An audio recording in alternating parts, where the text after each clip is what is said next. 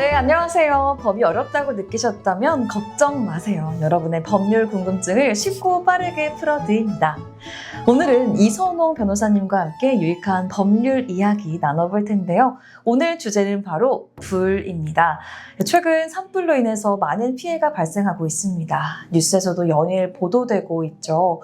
대부분의 원인은 자연 발화보다는 사람들의 부주의나 고의적인 방화로 인해서 발생하는 경우가 많다고 하죠. 많은 분들이 불을 낸 사람들 어떤 처벌을 받을까요? 하고 궁금해하셨는데요. 오늘은 방화, 실화의 차이점, 그리고 처벌, 피해자가 받을 수 있는 보상에 대해서 알아보겠습니다.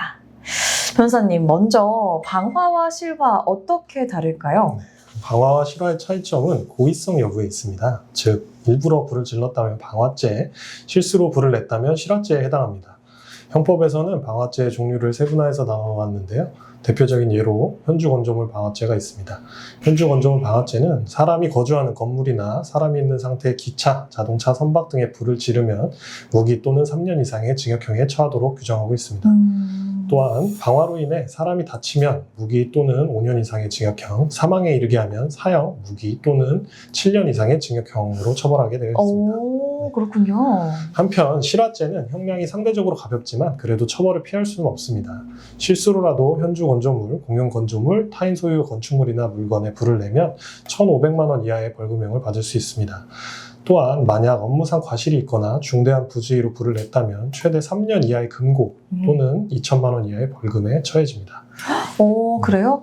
그렇다면 실수로 불을 낸 경우에는, 특히 산불의 경우에는 더 강한 처벌을 받을 수 있다고 하던데요. 맞나요? 네, 맞습니다. 산불을 내면 더 무거운 처벌을 받게 됩니다. 과실로 타인의 살림이나 자기 살림에 불을 질러 공공을 위험에 빠뜨린 자는 산림보호법에 따라서 3년 이하의 징역 또는 3천만 원 이하의 벌금형을 받을 수 있습니다. 하지만 이 법률은 2026년 2월 1일부터 개정되어서 산림재난방지법에 따라 처벌이 이루어질 것으로 예상됩니다.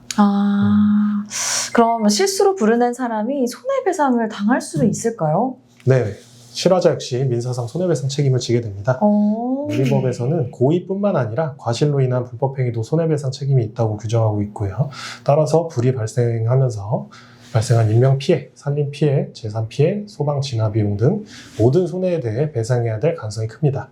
특히 불로 인한 피해액은 천문학적인 수준에 이를 수가 있습니다. 그렇죠. 그걸 어떻게 보상할 수 있겠습니까? 그럼 피해를 보신 분들은 또 실화자로부터 손해액 전액을 다 배상받을 수도 있는 건가요?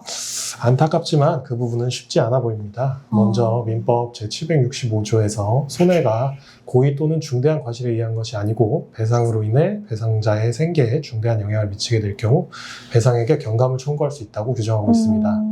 즉 실화자의 과실 정도, 불이 커지게 된 환경적 요인, 초기 진화 노력 여부, 배상자의 자력 등에 따라서 배상액이 감경될 수도 있습니다.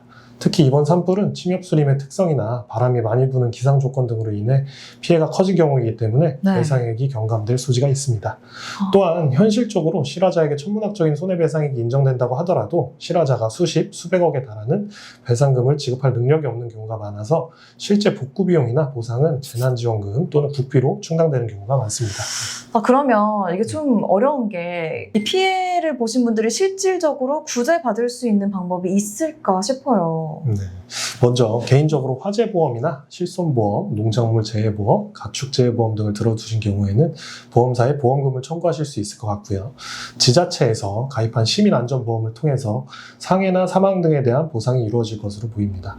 또한 피해 지역이 특별재난지역으로 지정될 경우에는 법령에 따라 생계비, 의료비, 주거지원비 등 각종 지원이 나올 수 있습니다.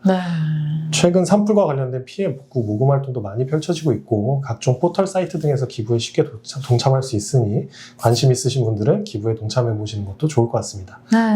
저도 포털 사이트를 통해서 산불 피해 긴급 모금에 동참했습니다. 네, 좋은 일 하셨네요. 맞습니다. 이렇게 이번 산불로 인해서 많은 분들이 큰 피해를 입으셨습니다. 하루빨리 복구되길 바라고요.